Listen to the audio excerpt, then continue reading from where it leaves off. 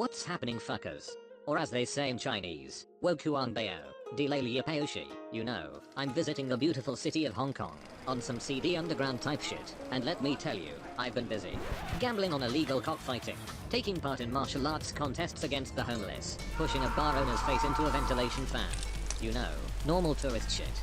Anyway, today we're looking at Sleeping Dogs, to see if it deserves its reputation as an underrated gem. And hopefully, unlike our last visit to Hong Kong, we won't see any real dead guys. So, let's get into it.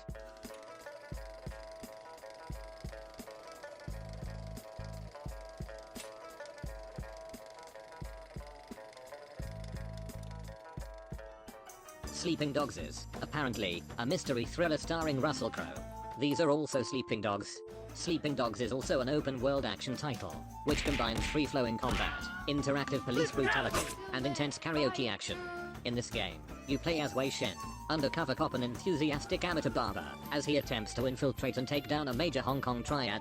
In doing so, Wei must balance his allegiances to the triad and police, whether this be showing triad members his exotic rare fish, or arresting pro-democracy protesters with the Hong Kong police. Gameplay is comparable to the Grand Theft Auto titles, providing a mix of melee combat, cover shooting, and pedestrians to splatter on the pavement. However, since it doesn't take place in the glorious United States, greater emphasis is placed on hand-to-hand combat, which is comparable to the Batman Arkham series, due to its focus on combos and counters, and how it gives people brain damage. Sleeping Dogs also differs from GTA with its inclusion of costumes that provide stat boosts, whether this be increased damage or XP gain. These also let you roleplay as a particularly aggressive doctor. What are you doing here? I am a surgeon! I am a surgeon! Sleeping Dogs more than earns its reputation as an underrated gem. The game's mechanics are a solid foundation, and combine in a fun and engaging way. It has an almost action movie feel at times, exemplified by the slow motion shooting mechanics, or this fucking Michael Bay shit right here. However, the melee combat is the real high point, offering solid combo variety that have a nice sense of weight, as well as environmental kills that are as over the top as they are satisfying. Combat is so fun, it's got me randomly battering people on the street, like some kind of New York TikTok trend. I also love the amount of side content this game offers. This map is fucking big, with a variety of missions and collectibles. These include committing insurance fraud, using CCTV to bust drug deals from your goon cave, and beating the ever-loving shit out of some monks. You can also date women in this game, but why would I do that? When you can fucking gamble instead, because Wei is literally me. I've lost so much money on the mahjong and cockfighting in this game, because I have no clue how either works, and you know what they say, a gambler always quits before he hits it big.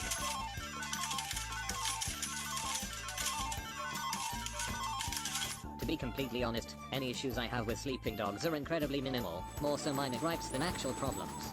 While generally fairly tight, the controls definitely have moments where they shit the bed.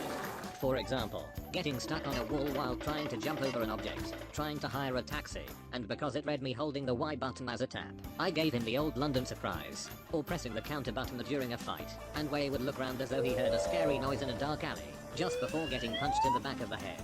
Beyond that, my issues with the game are basically personal preferences. I would have liked the shooting to have felt weightier, as the shooting in Sleeping Dogs has all the impact of a Nerf gun. I also didn't think the high-end cars felt great to drive, other than through hordes of people, almost feeling as though the tires were made of ice. I also had some minor technical issues during my playthrough, such as textures popping, infrequent frame drops, or the one instance where all the sound cut out while driving a boat, leaving Wei to quietly contemplate his terrible karaoke performance.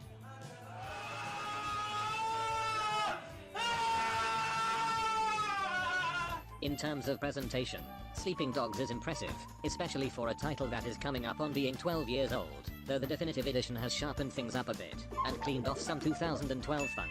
The environments look great, and offer a solid variety of locations, despite its one city setting. I mean, it's set in Hong Kong. You can hardly be expecting to be visiting the Forbidden Palace, Taj Mahal, or the average British high street. The character models also hold up well for the most part, and are surprisingly well detailed, even if some end up looking a little bit strange. The soundtrack mirrors the high quality of the graphics, composed by the genius behind Death Spank and The Baconing. It offers an intense backing track which draws heavily from Chinese influences, and is perhaps one of the most distinct quality scores in the genre. And as with any good game in this genre, such as Grand Theft Auto or Cyberpunk 2077, the game also offers a wide array of radio stations, covering nearly every genre, and let me tell you, it has some absolute bangers on it. It even has a song by Hudson Mohawk, who you'll remember from that one song. You know the one. In conclusion, Sleeping Dogs truly is a quality title, and deserves all the praise it has received in the years since its release. While it could have joined the large pile of Grand Theft Auto clones, it manages to set itself apart brilliantly, and delivers a really enjoyable experience. Anyway, I'll be off now. I've got some more sights to see in Hong Kong, and some more cockfights to bet on, so I'll see you later. Or, as they say in Chinese, wo yao yi benden.